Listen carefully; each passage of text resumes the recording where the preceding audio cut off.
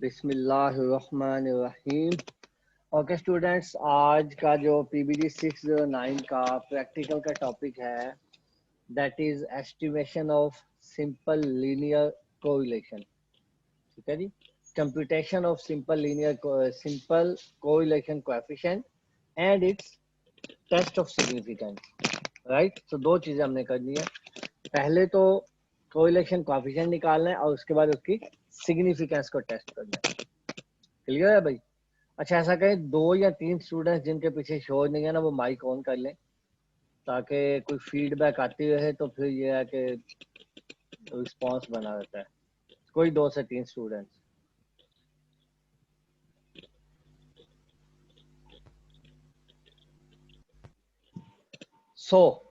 सबसे पहले कोरिलेशन होता क्या है?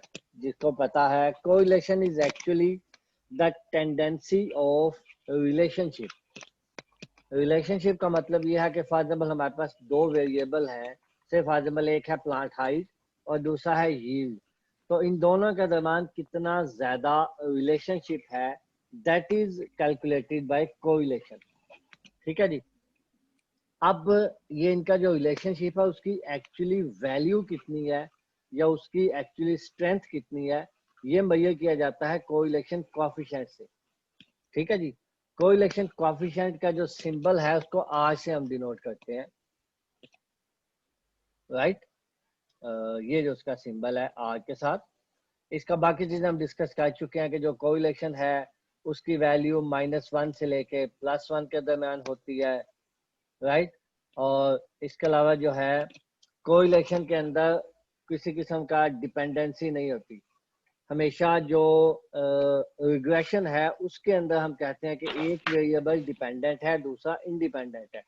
कोरिलेशन में जनरली ऐसा कॉन्सेप्ट नहीं होता, लेकिन हमारे साइंसेस के अंदर जो भी हमने चूंकि काम करना है तो हमें इंटरडिपेंडेंसी चाहिए दोनों ट्रेड्स की। राइट, फॉर एग्जांपल हमने टेस्ट करना है कि हाइट का यील्ड के ऊपर क्या इफेक्ट है, तो इस केस में मोस्टली ऐसा होता है कि एक वेरिएबल डिपेंडेंट होता है और एक वेरिएबल इंडिपेंडेंट होता है। जो वेरिएबल इंडिपेंडेंट हो उसको x के साथ डिनोट करते हैं और जो डिपेंडेंट हो उसको y के साथ डिनोट करते हैं। ठीक हो गया जी। अगर कोरिलेशन की वैल्यू +1 हो या +1 के पास हो, दैट मीन्स कि इन दोनों वेरिएबल्स के दरमियान लीनियर कोरिलेशन है और पॉजिटिव कोरिलेशन है। दैट मीन्स कि अगर एक वेरिएबल इंक्रीज होगा तो दूसरा भी इंक्रीज होगा। राइट, और अगर इनकी वैल्यू कोरिलेशन कोएफिशिएंट की वैल्यू नेगेटिव में हो, दैट मीन्स कि अगर एक वेरिएबल इंक्रीज होगा तो दूसरा वेरिएबल डिक्रीज होगा। राइट, ठीक हो गया जी। ओके, अच्छा, ये जो कोरिलेशन कोएफिशिएंट है जो कि जिसको हमने आर से डिनोट किया था, अगर इसका स्क्वायर लें तो एक नई वैल्यू बनती है जिसका नाम है कोएफिशिएंट ऑफ डिटर्मिनेशन। ठीक हो गया जी। सो ये अभी जब हमें जरूरत पड़ेगी तो इसके मतलब हम डिस्कस करेंगे, क्योंकि इस हमारे टॉपिक के अंदर जस्ट कोएफिशिएंट ऑफ कोरिलेशन की बात है तो हम सिर्फ इसी को डिस्कस करेंगे। इसको हम जो कोएफिशिएंट ऑफ डिटर्मिनेशन है उसको हम डिस्कस नहीं करते अभी। ठीक है जी। अच्छा, कोरिलेशन कोएफिशिएंट जो है उसका बड़ा सिंपल सा फार्मूला है। ये सेकंड वाला फार्मूला आप लोगों ने याद करना है, पहला याद नहीं करना है। ठीक है जी। तो ये फार्मूला क्या है? Summation of x minus x bar into y minus y bar divided by summation of x minus x बार का square into summation of y minus y बार का स्क्वायर, और इसका अंडर रूट होल का आ जाएगा। तो ये r की वैल्यू निकल आएगी। ये तो है कोरिलेशन कोएफिशिएंट की वैल्यू। ठीक है जी। अब हमने इसकी डेफिनेटली आपको पता है, कोई भी वैल्यू जब हम निकालते हैं तो उसकी हम सिग्निफिकेंस टेस्ट करते हैं। सिग्निफिकेंस टेस्ट करने के लिए हमने उसको टी टेस्ट लगाएंगे। सो टी टेस्ट का यहाँ पे जो फार्मूला है ये थोड़ा सा छोटा है, इसको मैं थोड़ा सा लार्ज करता हूँ ताकि आपको थोड़ा प्रॉपरली नजर आ जाए।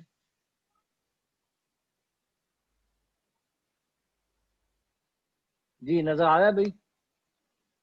सिग्निफिकेंस का यस सर। टेस्ट और कौन बोलो जरा, क्या फार्मूला लिखा हुआ है?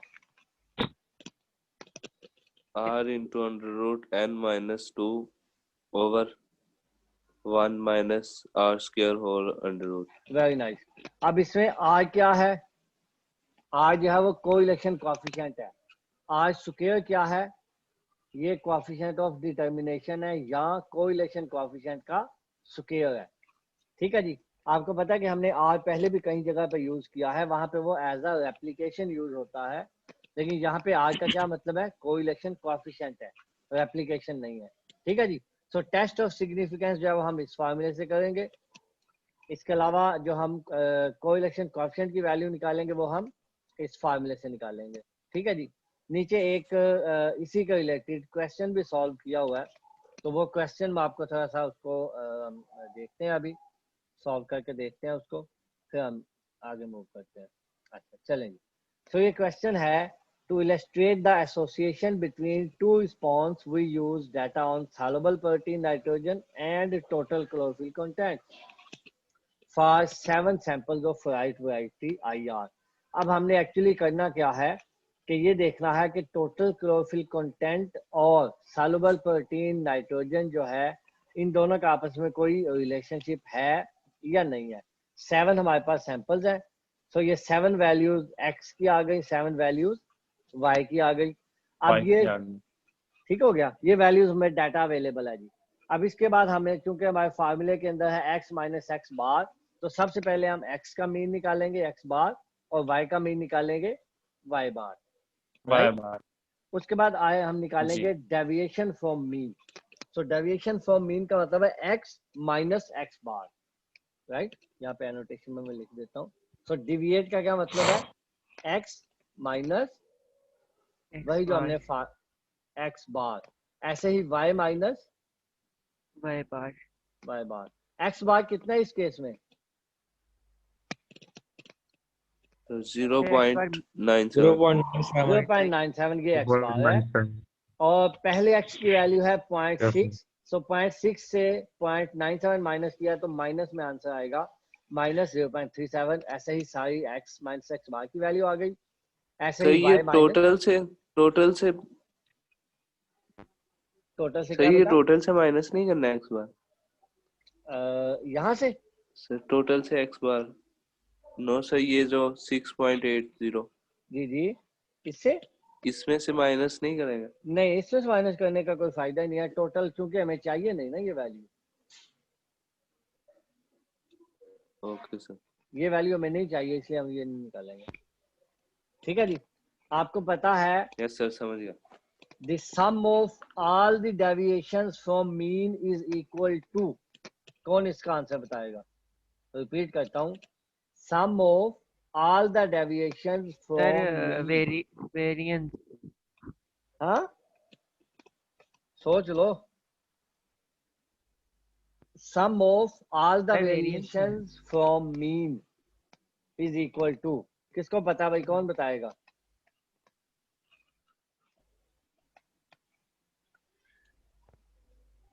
सर मुझे पता है वैसे, सर मीन नहीं कहता, वो वेरिएंस कहते हैं। वेरिएंस होता है, और सम, अच्छा चलो इसको वेरिएंस कहते हैं। Sum of all the deviations from mean is variance, आप ऐसे कह रहे हो?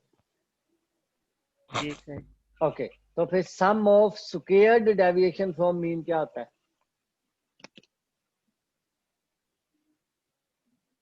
Sir square deviation from mean variance होगा। ओके, और डेविएशन डेविएशन फ्रॉम मीन क्या होगा भाई? मीन, आपके अलावा कोई और बताए?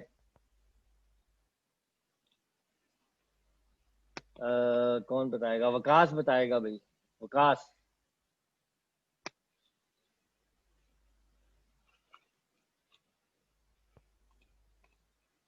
सर वो वेरिएशन होगा फिर। वो वेरिएशन होगा। जी सर।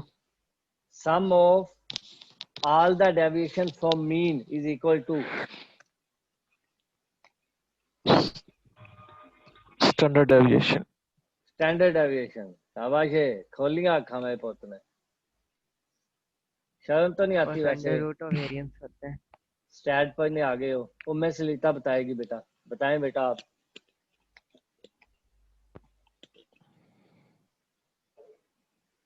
एट 792। जी सर। जी बेटा, क्या होता है? सम of all the variations from mean या sum of all the deviation from mean is equal to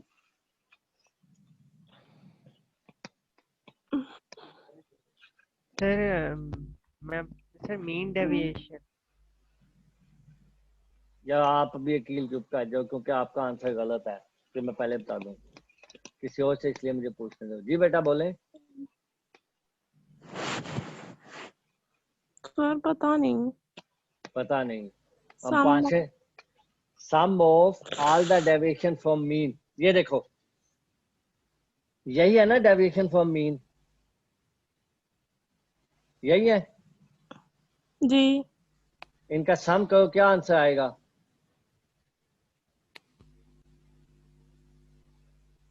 अच्छा अच्छा अच्छा अच्छा अब ये क्या है ये भी ये क्या है ये भी वेरिएशन फ्रॉम मीन है ना जी इसका सम का क्या आंसर आया है 0.01 और इस पहले वाले का क्या था 0.01 तो फिर क्या मतलब हुआ deviation sum of all the deviation from mean is always equal to 0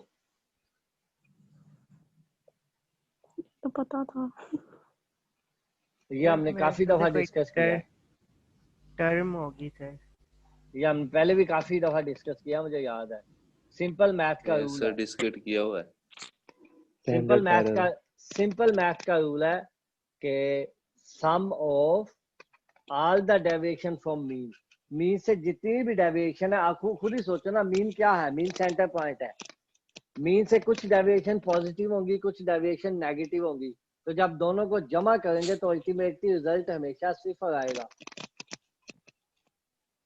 यहाँ पे भी ये 0.01 इसलिए आता है क्योंकि हमने इसको 2 डिजिट तक राउंड ऑफ किया हुआ है अगर इसको 2 डिजिट तक राउंड ऑफ ना करें इसको 3 या 4 डिजिट तक ले जाएं तो ये एग्जैक्टली 0 आंसर आएगा सो ये आप आइंदा नहीं बोलना चाहिए आप लोगों को ठीक है यस सर अच्छा चले जी हम आपको पता है कि वेरिएंस निकालने के लिए यही जो डेविएशन है इनका हम स्क्वायर लेते हैं स्क्वायर क्यों लेते हैं क्योंकि अगर हम स्क्वायर ना लें और इन डेविएशन को जमा कर लें तो आंसर हमेशा 0 आ जाता है इसलिए हमें उसका कोई फायदा नहीं है इसलिए हम उनका पहले स्क्वायर लेते हैं और फिर आपको याद होगा स्क्वायर लेने के बाद जब आंसर आ जाता है वेरिएंस तो उसका हम अंडर रूट लेते हैं वो निकलता है स्टैंडर्ड डेविएशन और उस स्टैंडर्ड डेविएशन को हम कंपेयर करते हैं मीन के साथ याद है आप लोगों ने फार्मूला पढ़ा होगा mean plus minus 1 standard deviation is equal to किसका इक्वल होता है भाई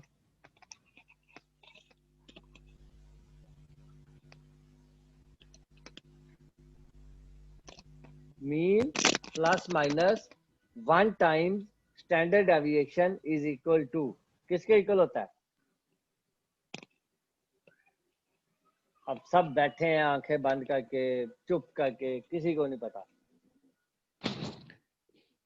नहीं याद आ रहा अभी कुछ दिनों के बाद आप लोगों में से कुछ लोग ट्राई करेंगे स्कॉलरशिप्स के लिए जीआई देने की कोशिश करेंगे तो जीआई में बेटा मैथ में यही क्वेश्चंस होते हैं जो मैं आपसे पूछ रहा हूँ और ये सिंपल क्वेश्चंस हैं जनरल सिंपलेस्ट क्वेश्चंस हैं ये सबको आने चाहिए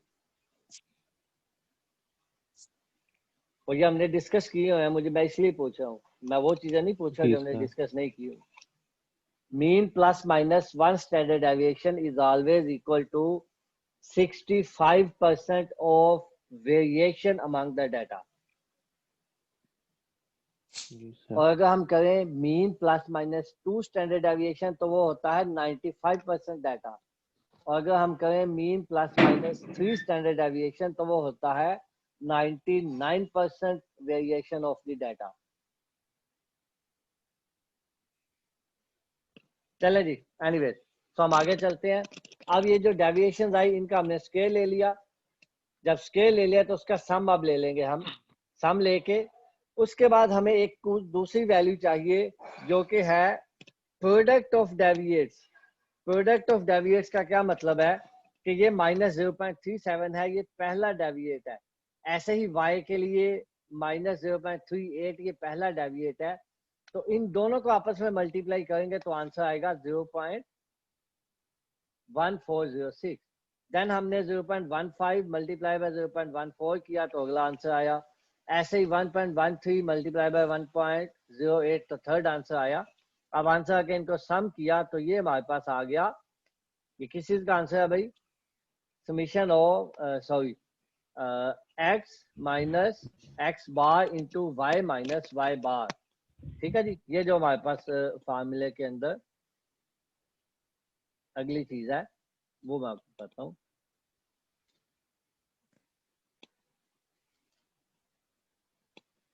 ये देखो ये आ गई।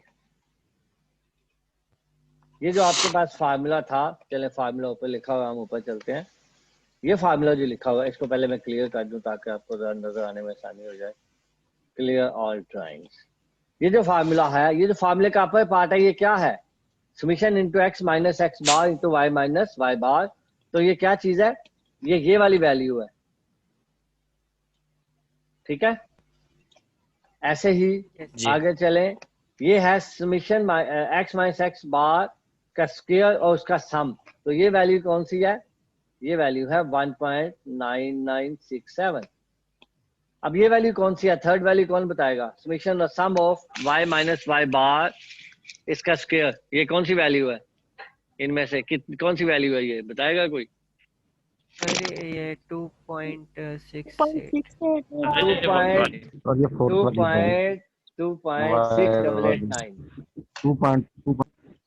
2.6889। Very nice. तब जब इनका रिजल्ट आंसर निकला तो आंसर क्या आ गया? 0.942। ठीक है जी। ये सही है। आखिर वाला कॉलम कैसे आया था? प्रोडक्ट वाला। प्रोडक्ट वाला, प्रोडक्ट का मतलब है मल्टीप्लाई, ऐसे ही है ना? So product of deviates from mean of x and y. So deviate from mean of x and y का मल्टीप्लाई कर दें।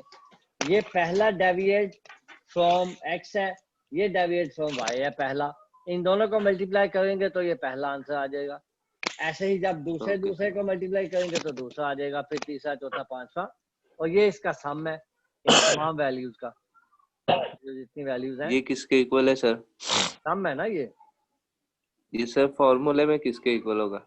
ये अपर पहली लाइन जो है, ये पहली line sum of x minus x bar into y minus y bar.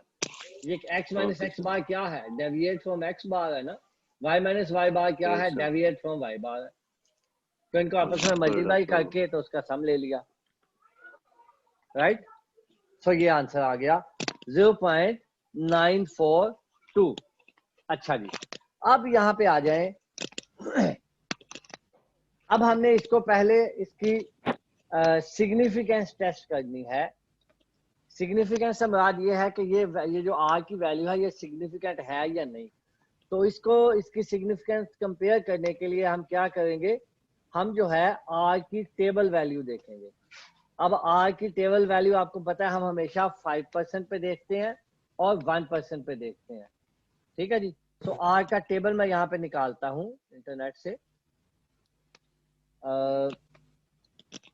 Are tabular value हम निकाल लेते हैं जी। इसको इमेजेस इसका निकालते हैं डायरेक्टली। ये आ गया, ठीक है जी। तो इसको अगर हम ओपन कर लेते हैं ताकि इसको जरा सा इसका व्यू हम लार्जर कर लें। तब तक ये खुलता है तब तक मैं आपको यहाँ से बता दूं कि हम 5% पे देखेंगे और 1% पे देखेंगे against the degree of freedom. आपको पता है ना टेबल वैल्यू हमेशा हम किसके अगेंस्ट देखते हैं? डिग्री ऑफ फ्रीडम के अगेंस्ट देखते हैं। अब यहाँ पे टोटल नंबर है 7, ठीक है जी, और ये 2 वेरिएबल्स हैं, इसलिए इनकी जो डिग्री ऑफ फ्रीडम है वो n-2 से निकलेगी। इसके पहले जब हम कंपेयर करते थे तो हमारे पास एक ही तरह की वैल्यूज होती थी, यानी कि जितने भी हमारे पास सैंपल होते थे उसमें एक ही वैल्यू होती थी। एक वैल्यू से मुराद ये कि यहाँ तो नंबर ऑफ प्लांट्स होते थे, या नंबर ऑफ लीव्स होते थे, या प्लांट हाइट होती थी, या प्लांट यील्ड होती थी। ऐसे ही है ना। यहाँ पे 2 चीजें हैं, इसलिए इसकी जो डिग्री ऑफ फ्रीडम है वो होगी n-2 के साथ। n है 7 तो n-2 कितनी डिग्री ऑफ फ्रीडम होगी भाई? 5 5 होगी। ठीक है जी। अब 5 डिग्री ऑफ फ्रीडम पे 5% पे और 1% पे क्या वैल्यू है इस टेबल से देख के मुझे बताएगा जरा।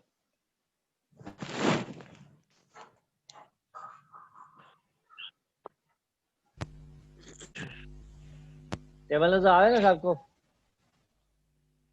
जी सर। जी बताएं जरा। 5 डिग्री ऑफ फ्रीडम के ऊपर 5% की वैल्यू और 1% की वैल्यू क्या होगी?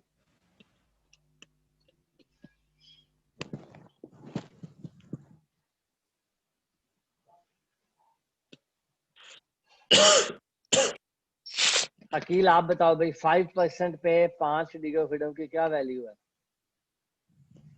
ये 0.75 0.7542 ये वाली 0.754492 और 1% पे कौन सी होगी? 0.8745 1% का मतलब है 1 divided by 100, so that means the answer is 0.01। 5% का मतलब है 5/100, तो आंसर इज 0.05। ये टेबल आपने इंटरनेट से निकाल लेना है। इस टेबल से आपने अब 5% पे वैल्यू है 0.75 और 1% पे 0.87। यहाँ पे भी देखें जी, ठीक है जी। 5% पे 0.75 और 1% पे 0.87, ऐसे ही है, ठीक है जी। तो अब ये दोनों वैल्यूज जो हैं वो कैलकुलेटेड वैल्यू से ग्रेटर हैं या स्मॉलर हैं? ये smaller Smaller. Smaller. Calculated value larger है, तो उसका मतलब क्या हुआ कि हमारे जो रिजल्ट्स हैं वो सिग्निफिकेंट हैं या नॉन सिग्निफिकेंट है? Significant है सर। सिग्निफिकेंट। 1%। Double star. हाँ double star, double star, very nice. ये नॉन सिग्निफिकेंट वाला कौन था भाई? भाई जब कैलकुलेटेड वैल्यू लार्जर हो तो रिजल्ट्स सिग्निफिकेंट होते हैं। सिग्निफिकेंट होगा, डबल स्टार। सो अब चूंकि यहाँ पे 1% के ऊपर भी सिग्निफिकेंट है, इसलिए इसको हम हाईली सिग्निफिकेंट बोलेंगे और डबल स्टार लगेगा।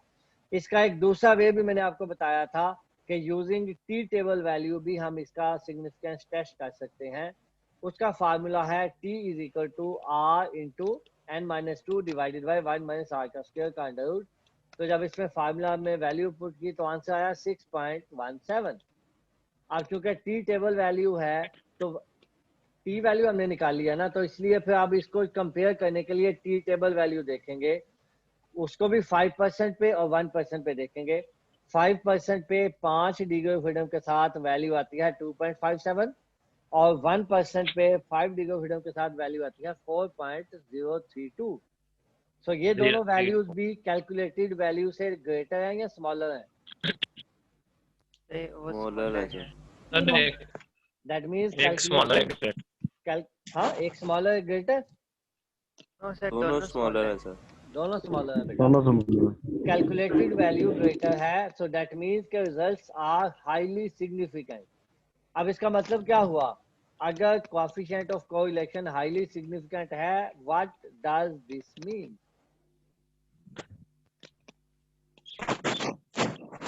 चलो काम की चीज है इसमें। That means these two variables, they are dependent on not on each other, because we used x as a independent variable and y as a dependent variable. So that means we can say the total chlorophyll content will increase with an increase in soluble protein nitrogen. समझ आ गया भाई? Right. तो हमने x को कैसे, आपने कहा कि एज ए डिपेंडेंट यूज किया? इंडिपेंडेंट, x को इंडिपेंडेंट, y को वो डिपेंडेंट। कैसे इस्तेमाल? वो कैसे इस्तेमाल किया ये हमने खुद कहा ना, हमने खुद बोला, बिकॉज हम ये चेक करना चाहते हैं। इंडिपेंडेंट और डिपेंडेंट कहना ये हमारी अपनी मर्जी है, हम जिसको मर्जी इंडिपेंडेंट और डिपेंडेंट कह लें। बात पॉइंट समझ आ रहा है? एक्चुअली हम ये देखना चाहते हैं कि अगर नाइट्रोजन को इंक्रीज किया जाए तो क्लोरोफिल इंक्रीज होता है या नहीं। तो अब इस केस का मतलब क्या हुआ कि जो नाइट्रोजन है वो इंडिपेंडेंट हो गया और क्लोरोफिल कंटेंट डिपेंडेंट हो गया, बिकॉज मतलब ये हमारी स्टेटमेंट थी। ओके सर, ये हमारी स्टेटमेंट थी। यस, ये हमारी स्टेटमेंट थी। Right. So we can Okay. say Yes, sir. that total chlorophyll content will increase with the increase in soluble protein. And the other line is, there is strong positive and linear correlation present between chlorophyll content and soluble protein nitrogen. ठीक है जी? Sir इसे साइनर्जिस्टिक effect भी कहते हैं। साइनर्जिस्टिक effect जो है you may say that, लेकिन साइनर्जिस्टिक जो है वो उसमें डिपेंडेंस की सेंस नहीं बनती। साइनर्जिस्टिक का मतलब ये होता है कि एक हो रहा तो दूसरा भी हो रहा, दोनों साथ साथ हो रहे हैं। उसमें ये नहीं होता कि एक के ना होने की वजह से दूसरा भी स्टॉप हो जाएगा। Yes sir. साइनर्जिस्टिक का मतलब ये है, नॉन सिग्निफिकेंट आता, अगर नॉन सिग्निफिकेंट आता दैट मींस कि with the increase of nitrogen content the chlorophyll content doesn't change. Okay sir. In other words, we may say with the increase in soluble protein nitrogen, there will be no considerable effect on the chlorophyll content. ये भी हो सकता है chlorophyll content ज्यादा हो जाए, ये भी हो सकता है कम हो जाए। Okay sir. राइट जी, और कोई क्वेश्चन हो? तो वो एक आपने वो भी बताया था कि कैसे, यानी कि ये वाली स्टेटमेंट को बताते हैं कि ये वाली स्टेटमेंट ठीक है या नहीं। ये वही मैंने कहा ना, वो हाइपोथेसिस होता है ना, पहले वही हाइपोथेसिस हमने Yes, इसके अंदर sir. यही Hypothesis. इसके अंदर हाइपोथेसिस हमने यही लिया था कि the chlorophyll contents they are dependent or strongly associated with soluble protein. Okay sir. Right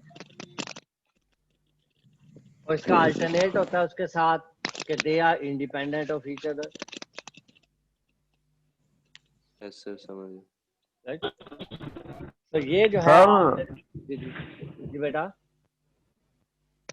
sir जो टी टेस्ट है सर वो इसमें क्यों सर इस्तेमाल करते हैं फिर आखिर में?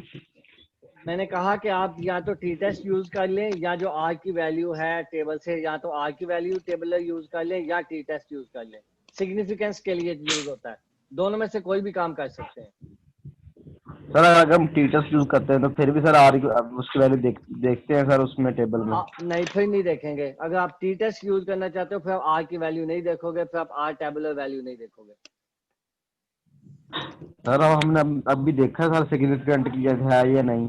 यहाँ पे बेटा मैंने आपको दोनों वेज, यहाँ पे मैंने आपको सिखाने के लिए दोनों वेज बता दी हैं, आपने कोई एक वे यूज करना है।